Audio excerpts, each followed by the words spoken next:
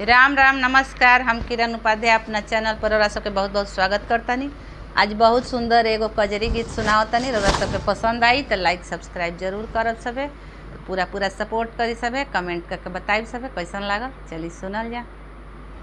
बाबा मोरे भेजे ले हो नियारवा, हम चौकठवे धइले ठाड़। बाबा मोरे भेजे ले हो नियारवा, हम चौकठवे धइले ठाड़।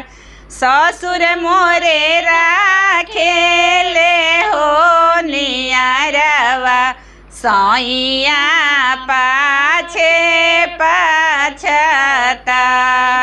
ससुर मोरे राखेले हो नियारवा, सैया पाछे पाछताई।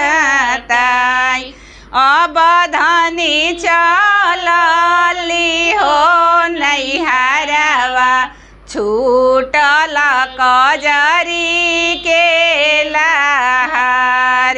अब धनी चलली हो नैहरवा, छूटल कजरी के बहार। सावन खेलबो कजरी, भदौआ भूखबो तीज। कार्तिक गंगा जी हो नहइबो, गहन गामन के दिन। कार्तिक गंगा जी हो नहइबो, गहन गामन के दिन। भैया मोरे भेजे ले हो नियारवा, हम चौकठवे धइले ठाड़। भैया मोरे भेजे ले हो नियारवा, हम चौकठवे धइले ठाड़। भसुर मोरे राखेले हो नियारवा, सैया पाछे पाछताई।